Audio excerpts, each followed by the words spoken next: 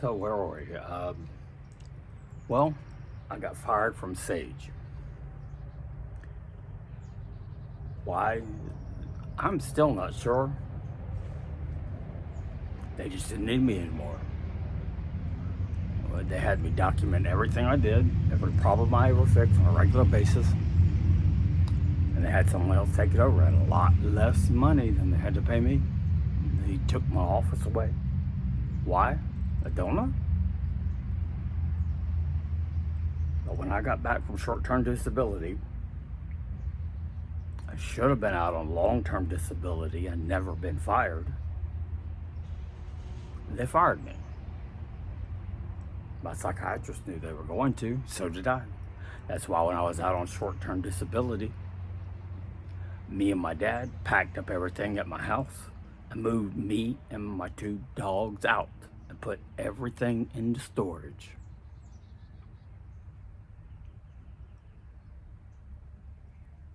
I walked away from my house, my dream house.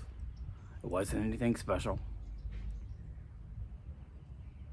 1.5 stories, 3 bedrooms, 3 full baths, a small pool, no backyard, very little front yard, but very little room for the dogs. But I walked them and took them to the park. I mean, they stayed active because I stayed active. Oh, wait. Oh, sorry. No, I'm lazy. I forgot.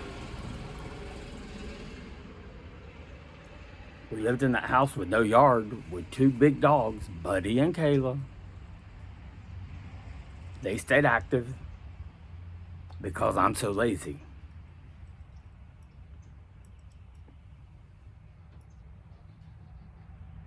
I had already moved out and moved in with Nalita, who was a friend of mine.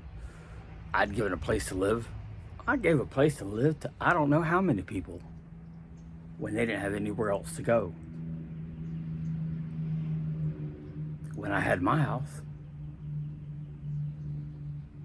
and I didn't charge people for living there.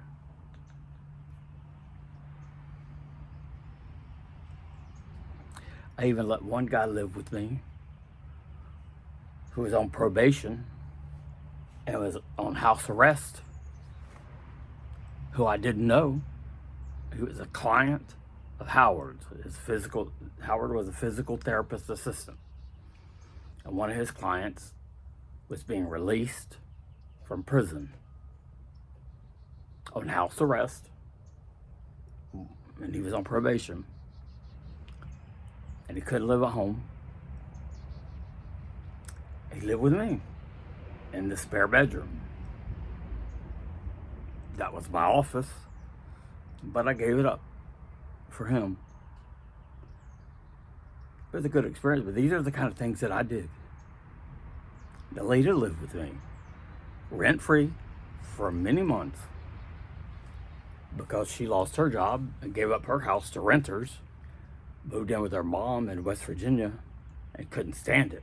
Moved back down and moved in with me to be back down here in Florida from West Virginia. Dan lived with me for how many years? 8 years? 8.5 years? Rent-free. We weren't together. Nalita and I were not together.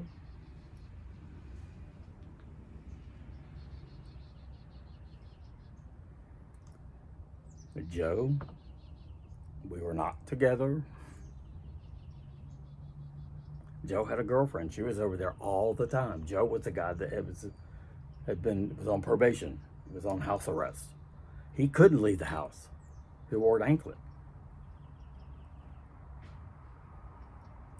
He got caught outside the house and got arrested. He was too far away from the front door. He got rearrested and sent back to prison. I never heard from him again. He was a straight guy, his girlfriend.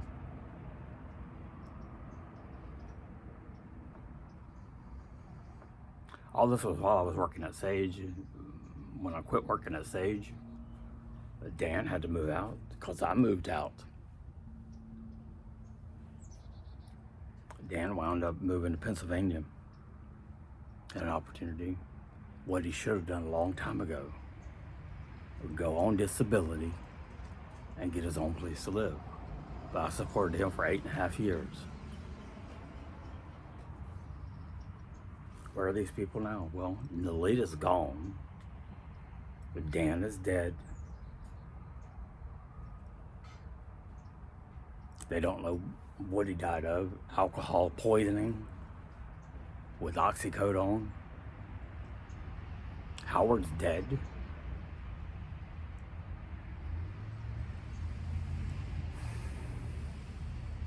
None of those people are in my life anymore.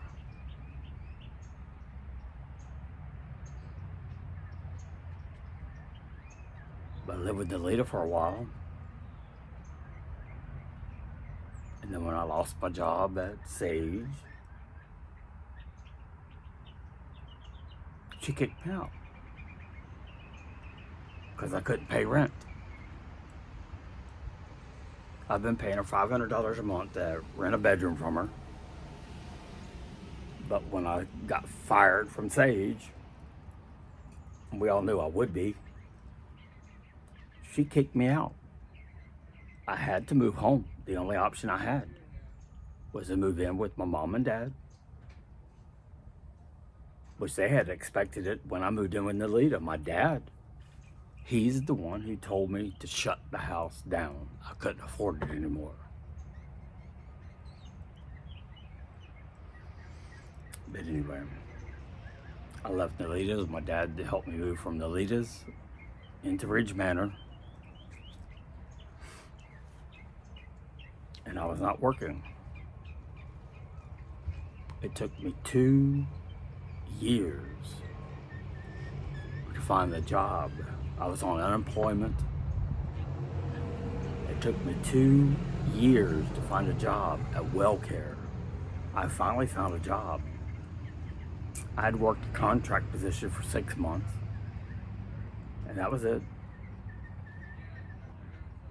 And then I got a job at WellCare. I thought, finally, my troubles were over. But they were not. I worked at WellCare a year. In those 2 years, I was losing my mind. Depression had set in so bad. Anxiety had set in so bad that I was hallucinating.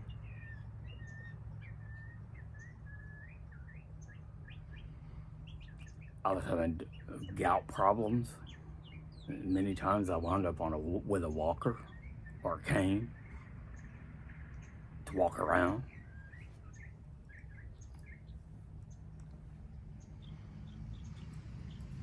We took everything out of storage, put it at Sandy's house, in her shed and her garage, and I sold everything that I could, got rid of everything, gave stuff away, gave the furniture away, just gave it away to the thrift shop. Filed bankruptcy. Because why? It took them 2 years to foreclose on my house. I still don't understand it, and I finally had to call them and tell them, you're gonna have to foreclose because I'm not capable of short selling it. They did it they foreclosed on it. They foreclosed on the mortgage. They took it before a judge, and a judge approved of them sticking me with a $310,000 mortgage when I was already so in over my head from debt from that house, from having to put a roof on and replace the entire HVAC system.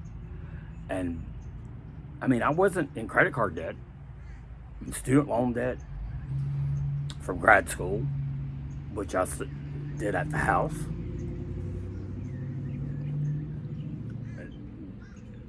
And then they stuck me with a $310,000 mortgage. That answered my question. Am I going to have to file for bankruptcy? How do you file for bankruptcy when you don't have a dime to your name? I bought a book.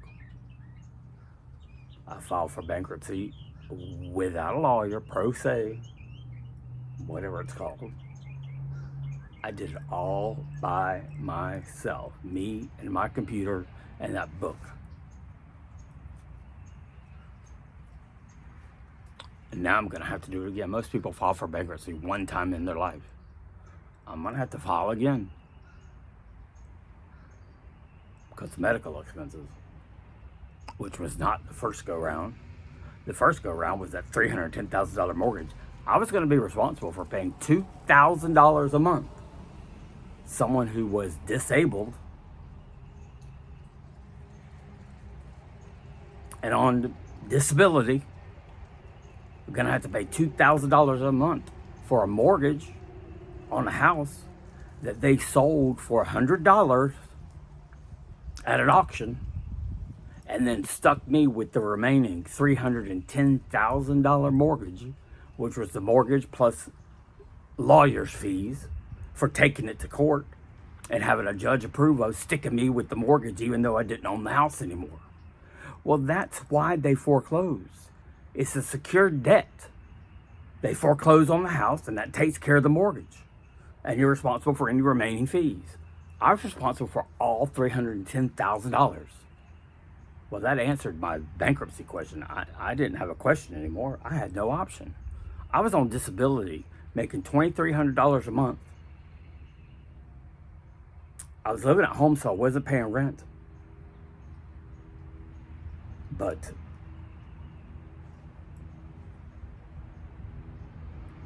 that's all the money I had for bills, car payments, whatever I had to do. This is, by the way, I had to give up my Mercury Mountaineer, my white Mercury Mountaineer that I had bought, 3 of them during the time I worked at Sage.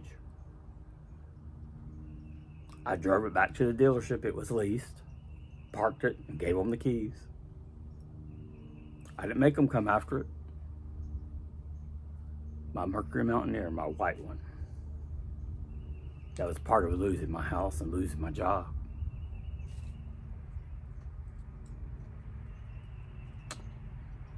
But I had a car. My dad gave me his Cobalt to drive. Red Cobalt.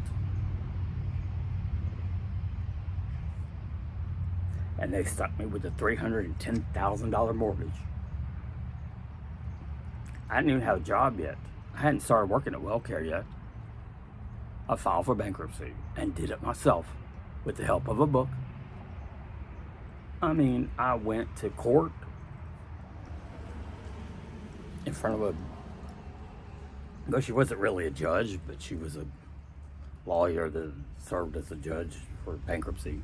Now I'm going to have to do it again because I can't afford, who can afford several $1,000s to file bankruptcy when bankrupt means you don't have any money? You don't have money to live on. But they expect you to pay a couple $2,000, $3,000 to file bankruptcy.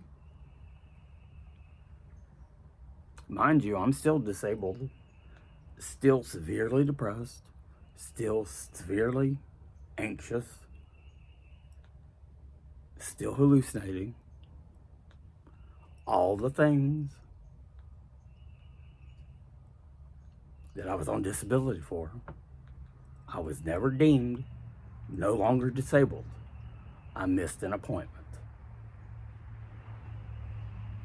And they cut me off years ago.